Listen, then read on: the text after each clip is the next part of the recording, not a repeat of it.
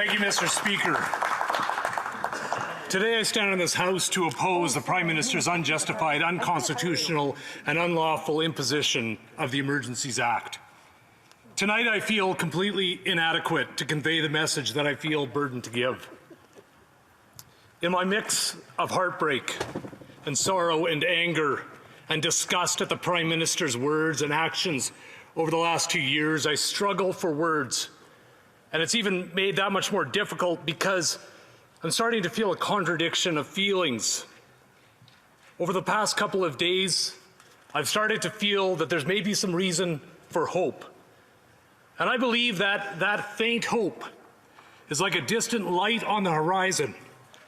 And it's going to spread and expand and be as uncontrollable by the Prime Minister as the morning sunrise would be. I'm disgusted and angry by the things that I witnessed over the past months, and the sorrow and disgust almost broke me today as I witnessed what took place in the street just outside of this building. Yes, the Prime Minister got his way. He cleared the streets. He pushed the voices of his critics far enough away that he could no longer hear them. And he did it all with pepper spray and force. So, colleagues, what are we doing here? When the Prime Minister enacted the Emergencies Act, he claimed that it was to save the economy. But the border blockades were already cleared and they had started to dissipate. Yep. He then changed his story and claimed that it was all about saving our democracy. However, Parliament continued to operate, legislation continued to be debated, and votes continued to happen. He then changed his story again and said that the act was needed to remove the trucks. However, legal experts disputed that and said that existing authorities already existed to remove the trucks. And now the trucks are gone, they've been cleared, and he still wants these unprecedented powers. Why? Why does he need these powers? The borders are open, the trucks are gone, the streets are clear. What's left? It seems the Prime Minister is going to continue to suspend civil liberties and legal protections until he can be sure that he has silenced his opponents permanently, and send the message to anyone who disagrees with him that he'll do the same thing to them.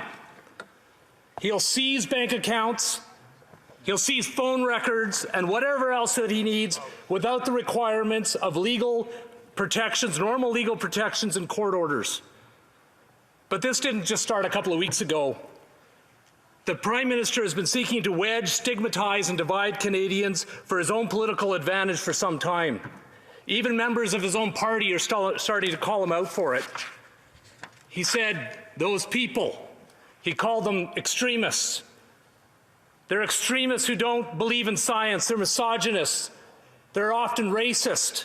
They're science deniers, a fringe minority holding unacceptable opinions. They're anti-Semitic, Islamophobic, anti-black, racist, homophobic, transphobes, a small group of the population. They're taking up space, he said. He asked whether the country needed to, and I quote, tolerate these people. And so he enacted unjustified rules that were intentionally discriminatory so that those people taking up space wouldn't need to be tolerated. I won't share with you her name, but a lady asked me to meet in my constituency office several months ago. She sat across the boardroom table from me and told the story of losing her son from complications from a vaccination decades ago. She sobbed as she expressed her fears of getting the injection. Fear for herself, fear for her children, fear for her grandchildren. She asked me why the Prime Minister would make her do this. Why wouldn't he understand that she couldn't do it? She had already had COVID and she just wanted to know if she could get an exemption to the federal mandate so she could go see her elderly mom, who lives significant distance away. She needed to fly there. I couldn't answer a question. Speaker, she isn't a racist. She isn't an extremist. She isn't a fringe minority. Norm and his family farmed a few miles away from the farm that I grew up in. My entire life, I knew that he was a strong NDP supporter. I knew that he had run for the party in 1988 under Ed Broadbent. Norm and his family were generous neighbors, and although our families may not have agreed when it came to politics, we always knew that if we needed some help, we would both have each other.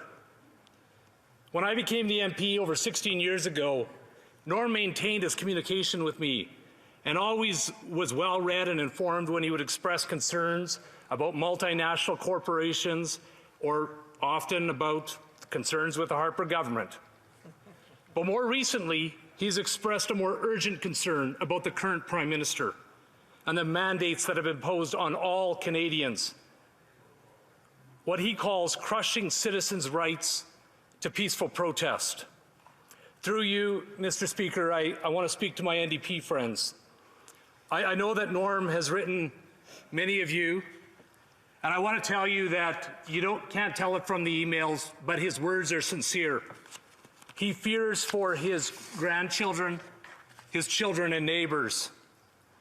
He's begged us not to support the passage of the Emergencies Act.